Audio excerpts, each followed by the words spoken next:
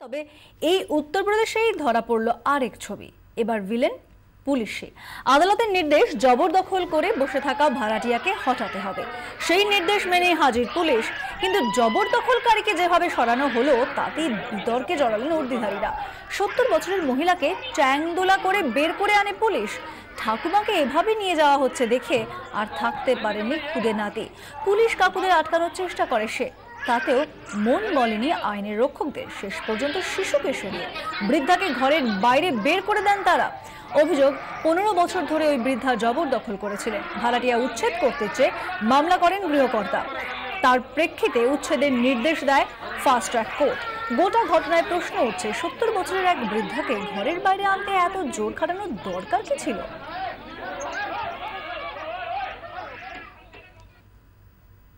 আর এসবের অর্থাৎ একই দিনে উত্তরপ্রদেশে ধরা পড়ল ঔদ্ধত্যের দুই ছবি। একদিকে যখন আক্রান্ত হলেন উর্দিধারী পুলিশ, অন্যদিকে দেখা গেল জুলুমবাজ পুলিশে। কোথাও থানায় দাঁড়িয়ে চর খাচ্ছে সাব ইন্সপেক্টর, কোথাও আবার জবরদখল খালি করতে বৃদ্ধাকে টেনে হিচড়ে নিয়ে যাচ্ছে পুলিশে।